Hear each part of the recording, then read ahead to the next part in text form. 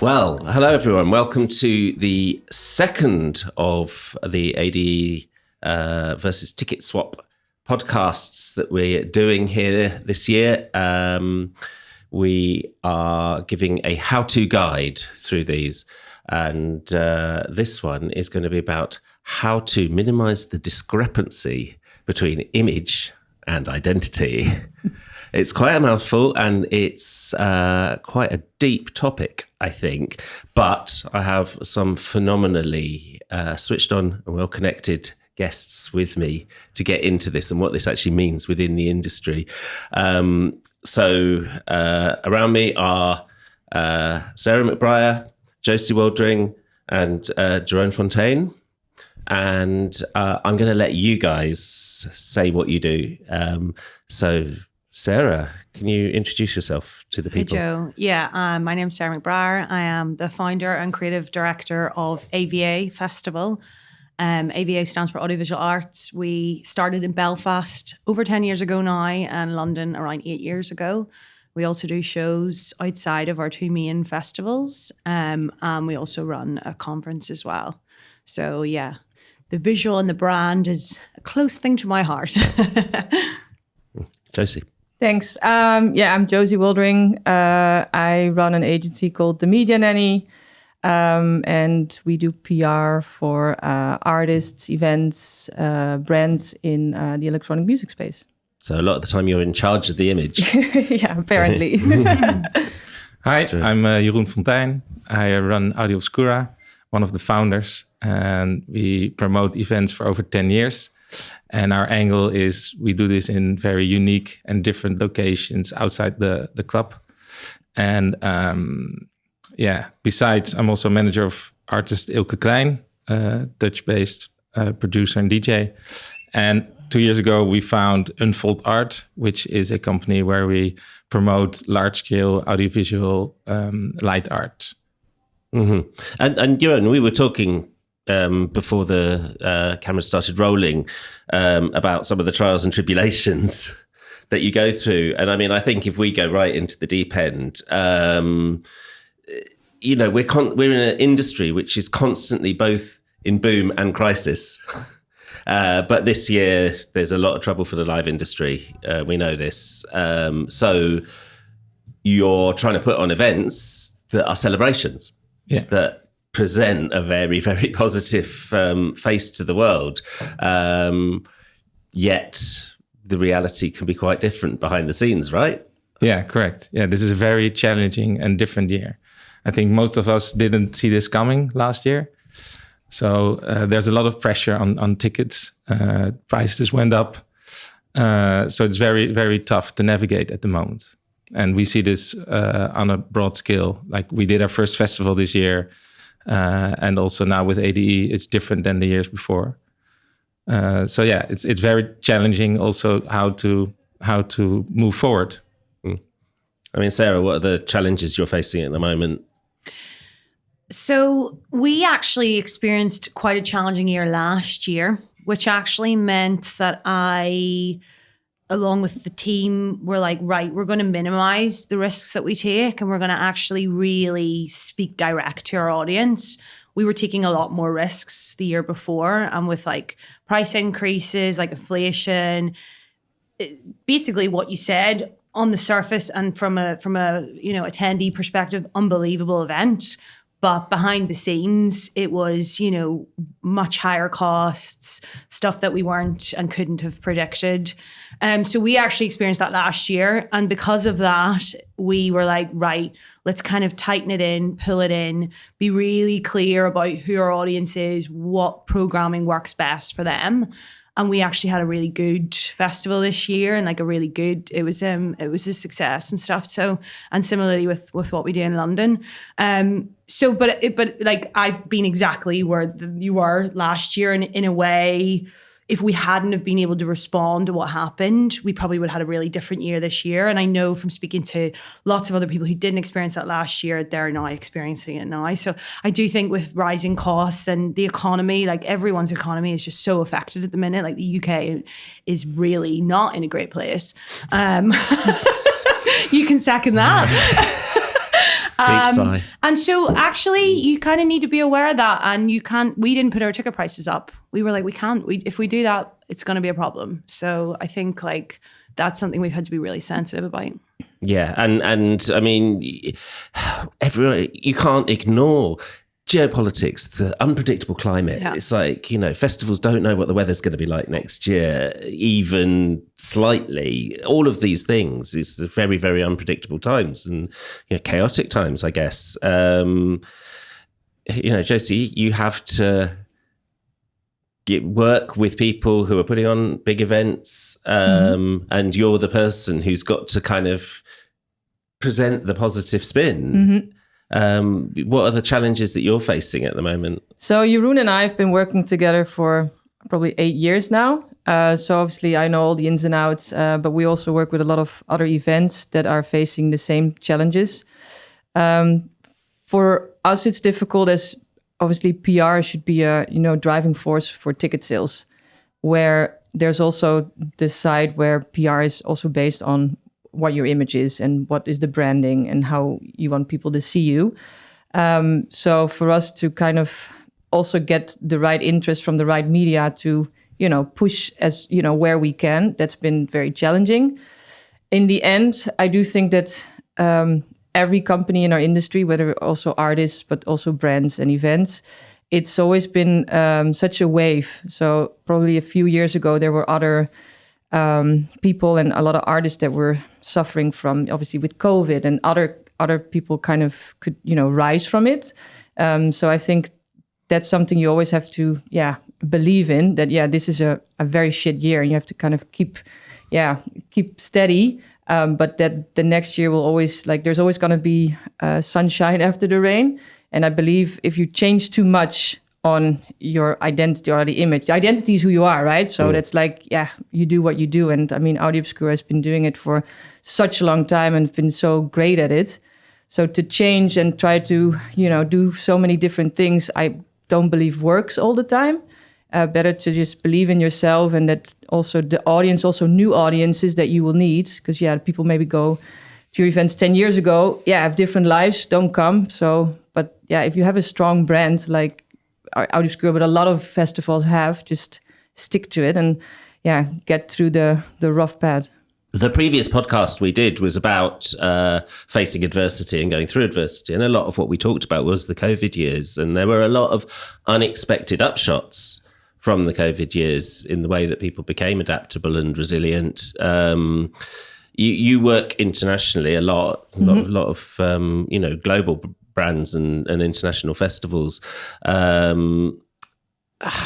there any in particular that you feel are very honest to themselves and kind of have a brand that is, has integrity? I think in our industry, actually, a lot of brands, probably most, have that compared to a lot of other industries. I think this is also a group of people that do this because they really have passion for music and uniting people. That's also why I choose to work in this industry. I think what I really like is working in new territories, the Middle East, or also even South America. You see there's new and upcoming promoters that are doing this for the first time. But it's the same with artists. I love to work with talent that are doing their first run of press and then have their first red carpet performance or that kind of stuff, because it's all new and fresh. But in the end of the beginning sometimes is the easiest part. It's like to stay there and have a long-term career, I think is the hardest part.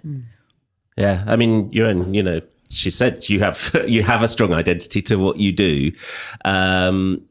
How have you maintained that? How have you stopped kind of success running away with you, or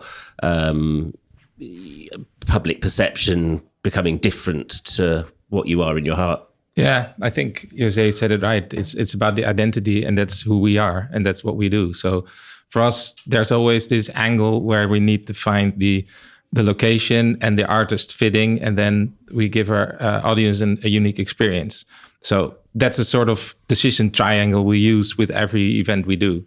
And once you go out, then we do something that's not part of us, and then we lose our identity and probably our image. So we haven't done many of those actually. So even in COVID, we were like, okay, there's no events. What can we do? One of the things that was on our path was to do more in live streaming. Of course, everyone did that, but for us, it was already planned there. So actually the week after our first lockdown, we started live streaming events in unique venues here in the Netherlands. And what was really fun was also with the Media Nanny, with No Mobile, which was our partner in recording the streams.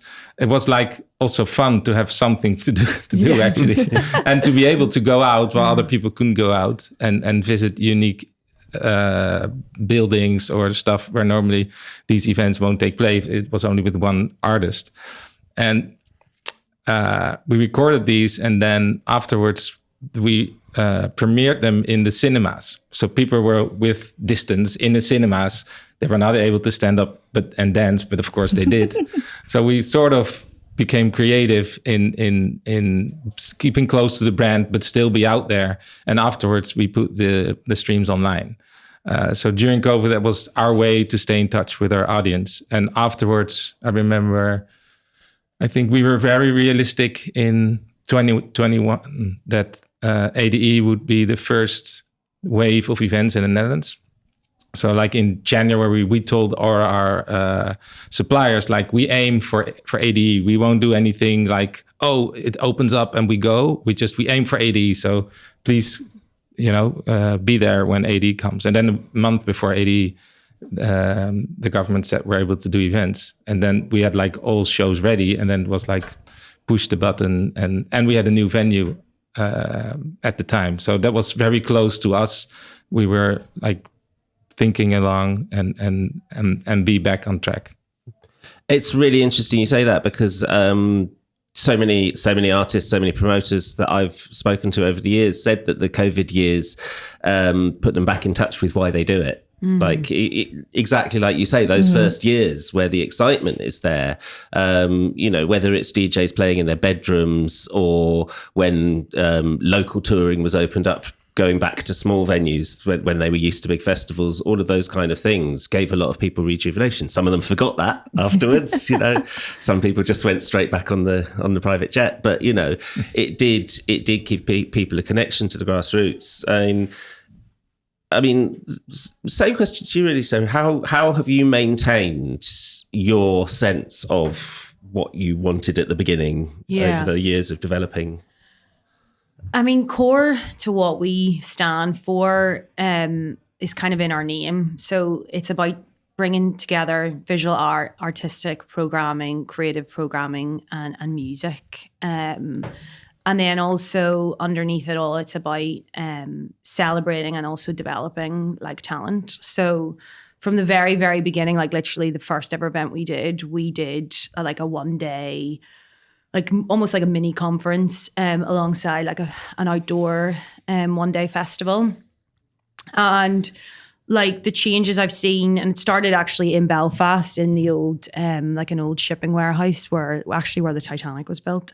And like working with like emerging talent and really trying to like develop the local scene and develop the local talent, as well as bringing in like big international acts, has been there from like the very, very beginning. So as we've grown, we've always made sure, like fundamental in our big festivals, that we always have a really strong level of like emerging talent, and that we do a lot of sort of development work. So over the years, we've done emerging talent programs, and now it's actually developed into like a full-on creators forum where we work with like the Arts Council and a couple of other partners. And it's kind of like not dissimilar, I guess, to like the Red Bull Music Academy, where like we have 10 artists, and they really like get into like the deep nitty gritty of like developing themselves as artists, as well as producing and collaborating. And what's really exciting about that for us as well is some of the talent that's come through. One of the acts then went on to play our Boiler Room stage, and then went on to play another stage that we do at a sister festival in the south of Ireland.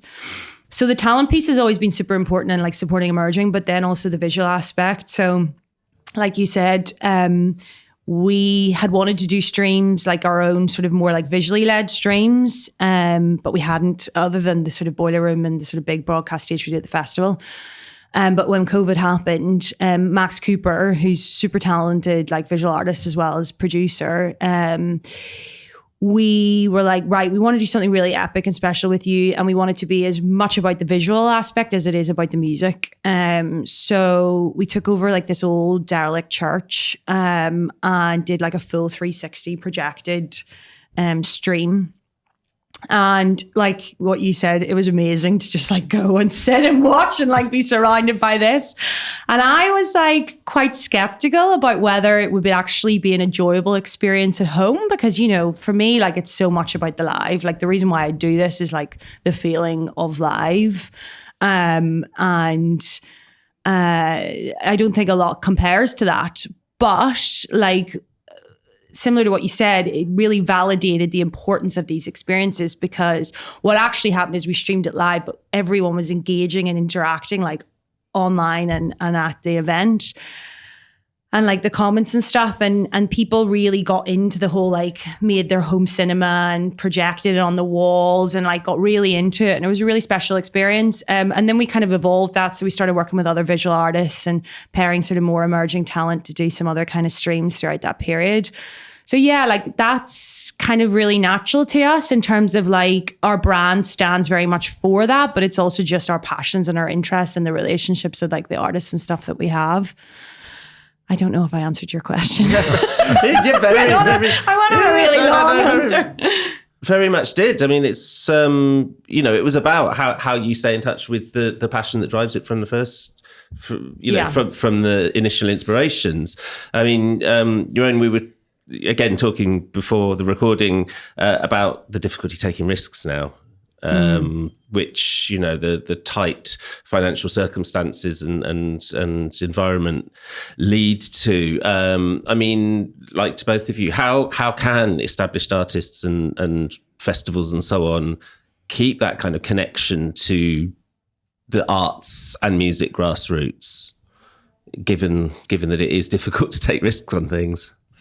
Yeah, well, I think we see a global decline of 20 to 30% in events. So first look at yourself and see how you can cut 20, 30%. Yeah, I think that's the first thing you have to look at. So which are the events that make sense for us? Are that with the festival that we started this year is very important, because that's where our potential growth is. And we have some smaller venues which always sell out so far, but nothing proves that the future will. But it's less risky than throwing bigger events. So yeah, we're actually in the middle of it, like you were last year in these type of decisions we're thinking. But I kind of detect in my work that there's a bit of an upswell in people understanding that the grassroots is necessary, that, you know, there's no talent pool, there's no fabric supporting, like, you know, what's the word, foundations supporting the bigger events if there isn't a grassroots. And there seems to be a rise in demand for, like with the ticketing industry, you know, the Music Venues Trust in the UK is pushing for a tax on bigger events to pay for smaller venues, that kind of thing. And the public are kind of behind this. I mean, José, when you're kind of thinking about the public image of festivals, big events, are you kind of thinking we need to connect these bigger events to the grassroots? Yeah, for sure.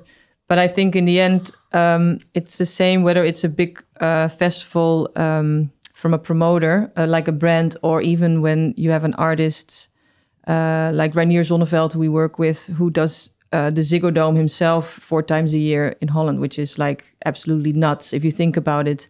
But in the end of the day, I think for promoters, but for artists, it's always to look what is your future audience also, and what do they want. And your image, I mean, if you have a strong image, you don't have to change it, in my opinion. And it's, when it comes to support from governments and all that stuff, obviously, the more support we can get, the better.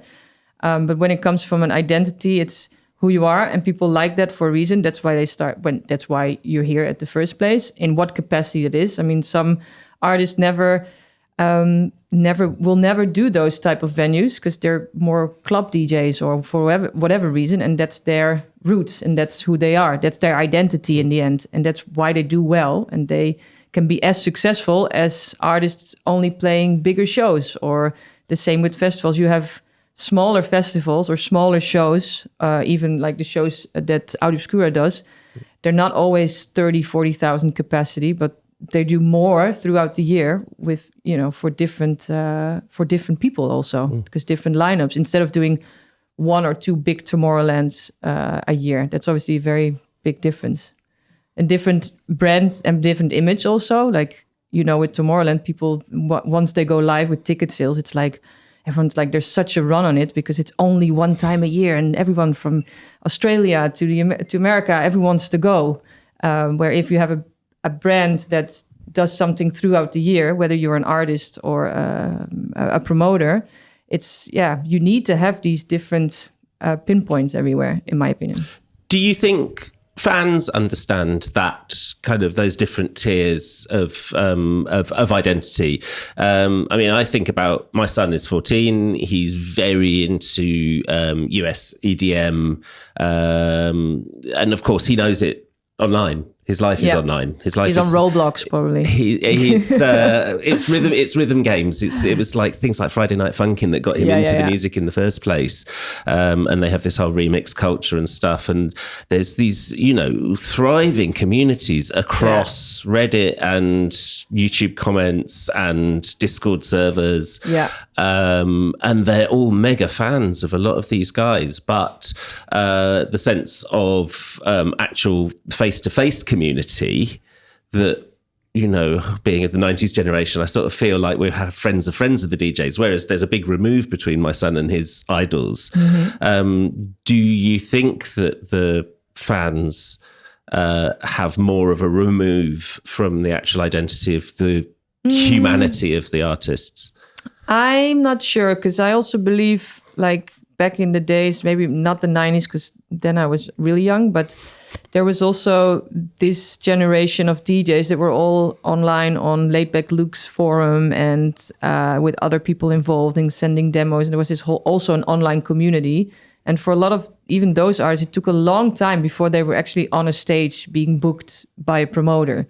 And by obviously the first time they get booked by a promoter, it's probably their nephew or their friend. Or so I still believe that happens. I think now it's more internationally. So now it's everyone can communicate with everyone in the world. And I think therefore there is more of a distance because, you're maybe, But even who knows, like if you're such a fan, maybe like, I'm going to throw a party and I'm going to book this DJ that I've been a massive fan of because I love his remix. But it's a totally different genre also, because it's not the DJs that buy vinyls and like play along. It's like this is people that do remixes of music that's in games, and it's this niche also. So it's also hard to compare that to, for example, the artists that probably you guys book, like it's a different scene. It really is. And it's fascinating. I mean, my son makes his own music, and his music partners is like one kid in a very conservative Christian town in rural America,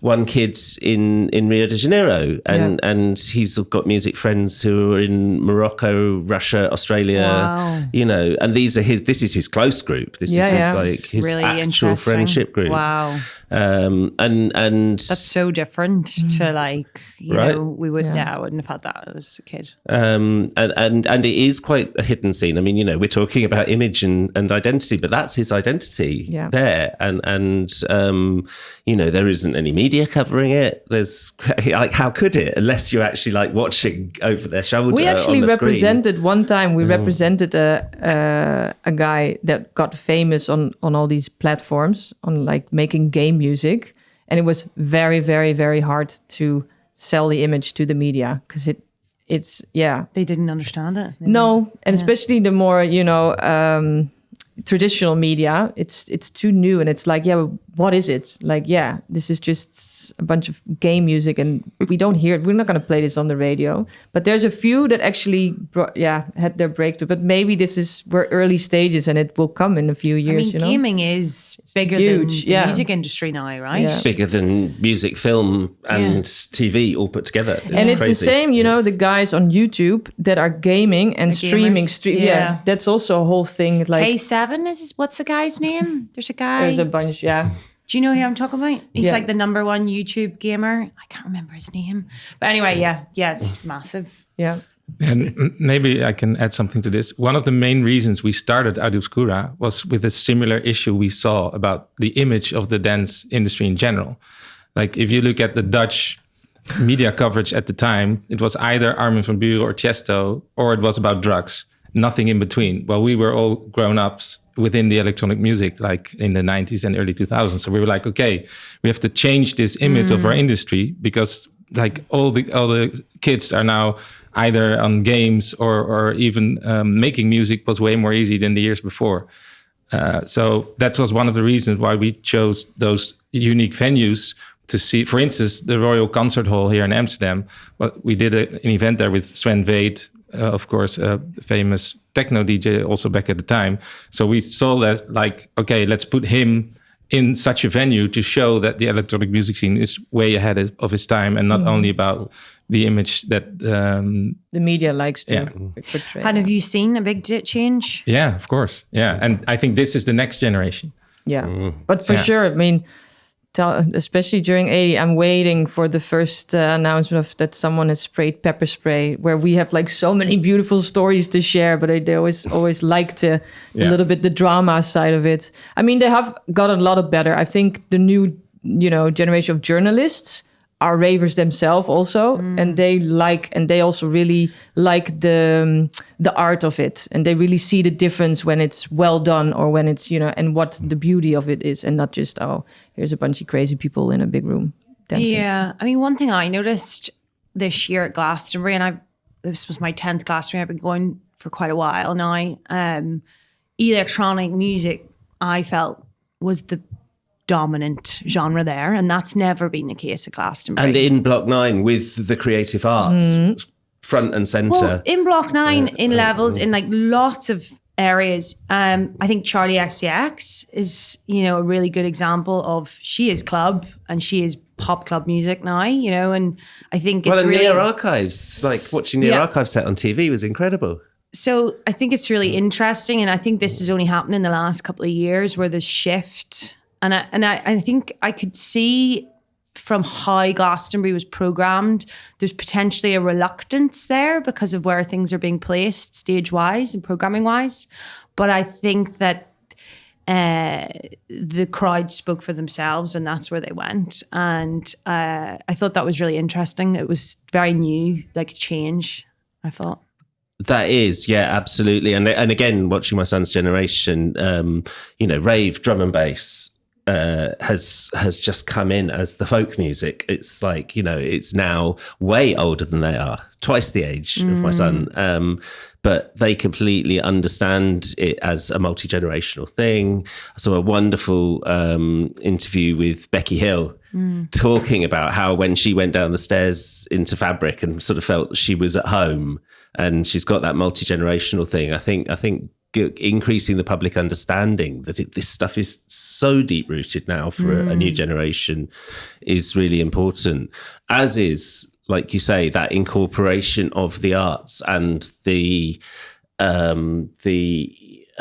bringing to public understanding of the fact that this music is the arts. It is our culture. It is intrinsic to the fabric of our culture.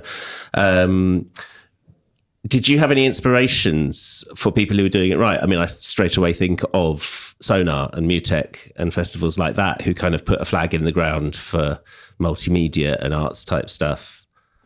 Yeah, well, with the rise of screens in during events, we really didn't feel that we should go down that path. So we were exploring doing more with lighting. And we bumped into a German artist called Christopher Bauder. And we tried to incorporate his lighting into our events. This is like 8 years ago or something. But it was way too expensive. Like back then, even the price had to go like 3 or 4 times. So we're like, okay, our crowd is not going to pay this yet. But then we stayed in touch. And just before COVID, we promoted one of his shows here in Amsterdam, which was like really more an art show than a music show. And that was like, okay, this is really interesting because we sold like 60,000 tickets in 1 month for that show. And during COVID, it was our next step into like, okay, this is really something we see could work. And that's how Unfold started. Like we have to give these type of artists more of a stage than just only focusing on music. It's incredible. I mean, the history of how LEDs have changed everything is really kind of unwritten. It's changed the way things could be presented. And that's great that you're moving away from screens and everyone facing forwards and everyone expecting a spectacle into something more immersive.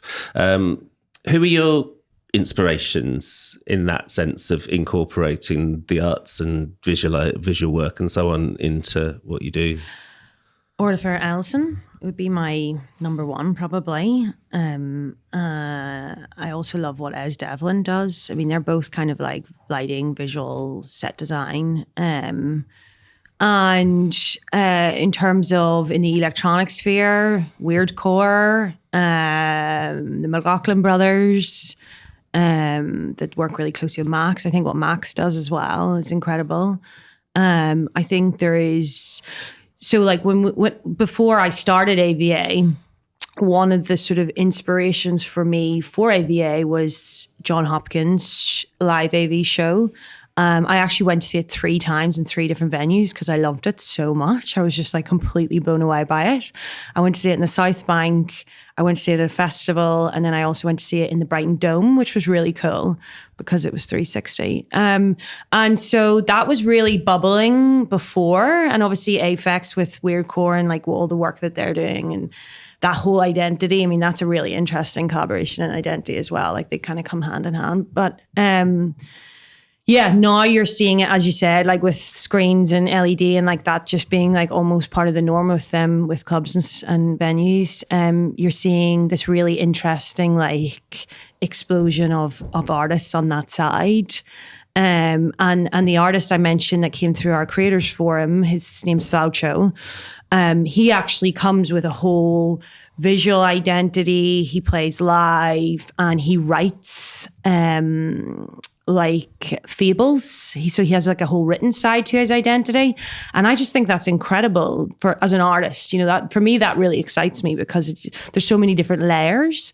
Also an amazing thing to PR and talk about with the press, I think, whenever an artist actually has those different aspects.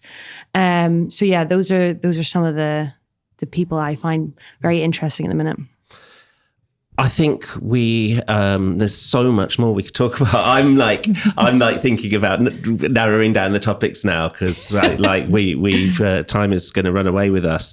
I think really just to wrap it up. I mean, what is one thing each of you want to see in the next few years in terms of public understanding? Because like, you know, we've talked a lot about the substance now. We've talked about there is so much there and you can see it with the festivals and the venues.